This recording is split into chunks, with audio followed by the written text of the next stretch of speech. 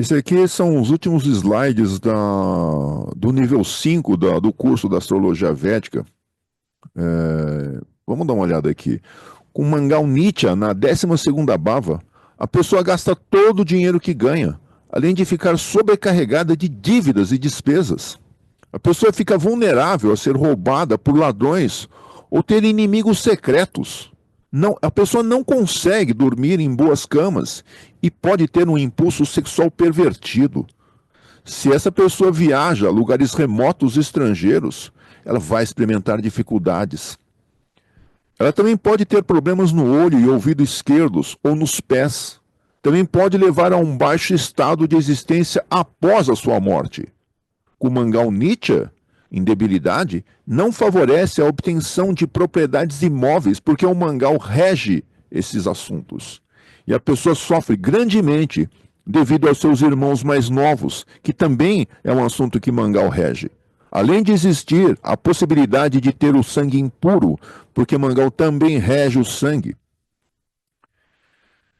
Quando o Mangal surge em Shaktavasta, na 12ª bhava, ou seja, quando o Mangal está retrógrado, quando Marte está retrógrado e ocupa a 12ª, isso indica que a pessoa traz um karma de vida passada fortemente arraigado. Provavelmente alguma experiência que a levou a guardar muito ódio e facilmente observa essa raiva em todos os outros, menos em si própria. Para uma pessoa do sexo feminino, provoca grandes dificuldades para relacionar-se com o sexo oposto, uma vez que confunde-os com alguém que provocou-lhe profundas mágoas em sua vida anterior. E esperando a mesma reação no futuro, a pessoa vai desconfiar de todos os homens.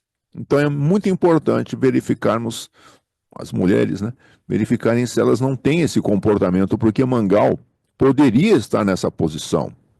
No PDF seguinte, seja qual for o sexo, a pessoa tenta compreender onde errou e volta suas energias para os resíduos do passado, o que dificulta entender o presente. A pessoa necessita encontrar a fonte de seus problemas, devido a ficar-lhe negada a ajuda de outros. O seu karma nessa vida é aprender a esquecer e perdoar para poder libertar-se das mágoas passadas. Agora aqui sim é que temos um texto que foi retirado do Bhagavad Gita.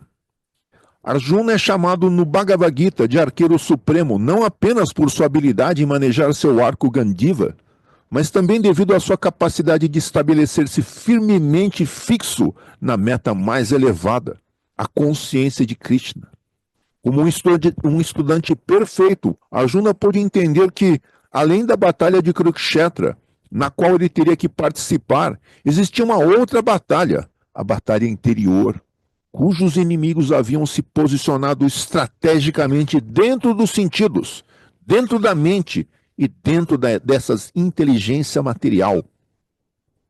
O verdadeiro inimigo da alma condicionada é a luxúria, a qual não passa de um reflexo pervertido do amor puro por Deus. Impulsionado pela luxúria, um ser vivo rejeita as instruções dadas pelo Senhor Supremo, quer sejam através do mestre espiritual, das escrituras védicas ou mesmo da super-alma onipresente. A luxúria ilude o ser vivo, fazendo-o julgar-se independente do Senhor Supremo. Essa luxúria é também responsável pelas atividades pecaminosas do ser vivo que, incapaz de refrear o impulso dos seus sentidos materiais, ocupa-se em todas as classes de atividades mundanas. Os Upanishads fazem uma excelente comparação entre a condição de um passageiro dentro de uma carruagem e a situação da alma condicionada dentro de um corpo. Lá se explica que, assim como uma carruagem é arrastada por 5 cavalos, o corpo é arrastado pelos 5 sentidos. As rédeas dessa carruagem do corpo é a mente, a qual mantém-se conectada com os cavalos dos sentidos. A posição da inteligência é a de condutora da carruagem, enquanto a alma espiritual é simplesmente o seu passageiro. Se, ao estudar o Bhagavad Gita, alguém decide dedicar sua vida ao Supremo, tal pessoa se livra imediatamente de todas as reações pecaminosas. Este é o verdadeiro princípio religioso que todos devem seguir. Pode ser que alguém estude toda a literatura védica, mas não possa compreender esse princípio transcendental, porque, na verdade, trata-se de um conhecimento confidencial que não é apanágio de todos. O próprio Arjuna havia afirmado que nem mesmo os semideuses dos planetas celestiais podem compreender esse tópico muito bem, muito menos os seres humanos que nós somos. A única maneira de ter acesso a ele, como ficou claro em todo o Bhagavad Gita, é através do representante especial do Senhor, um mestre espiritual completamente autorrealizado e devotado ao Senhor. O mestre espiritual tem a capacidade de iluminar o discípulo, tornando-o perfeito ao convencê-lo que a essência da vida religiosa está em cumprir as ordens do Supremo.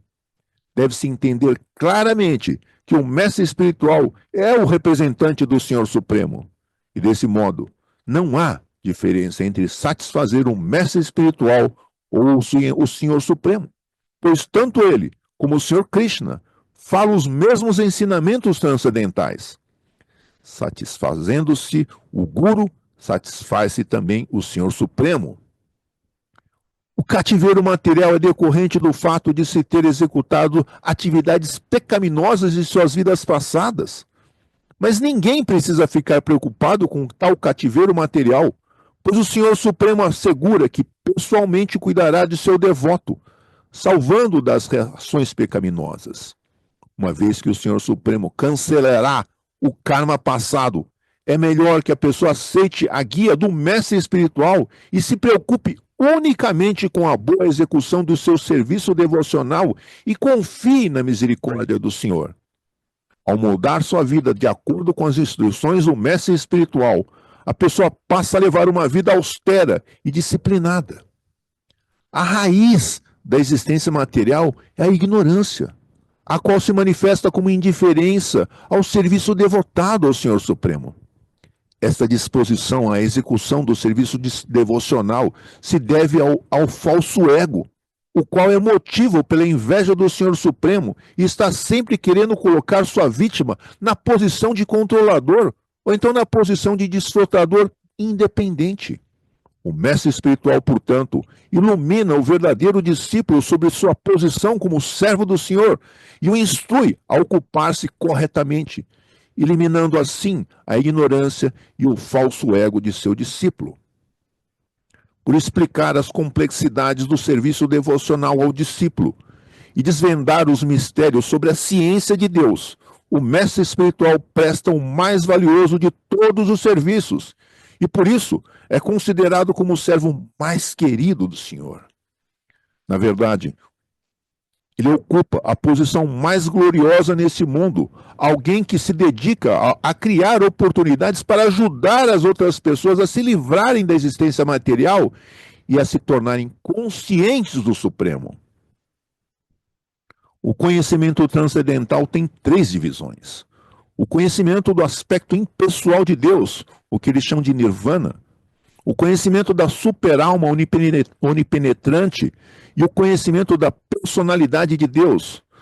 Aqui ele fala justamente do Brahman, né, do Nirvana, do Paramatma, né, e do Bhagavan, da suprema personalidade.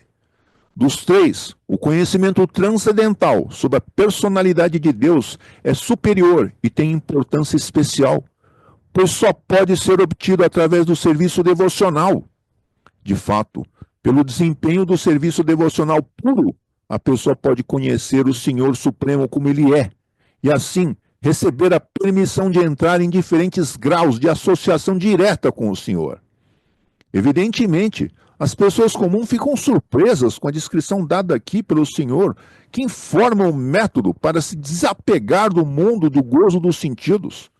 No entanto, tudo isso foi elaboradamente explicado no decorrer do Bhagavad Gita e, novamente aqui, no final dessa obra filosófica, o Senhor Supremo descreve esse mesmo método resumidamente.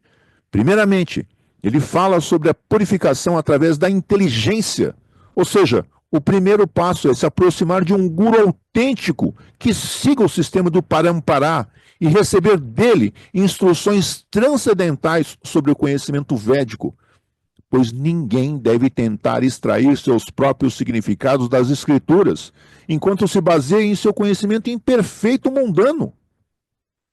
O verdadeiro guru nunca faz malabarismo de palavras, pois ele é competente o suficiente para ensinar o discípulo a trilhar o verdadeiro caminho.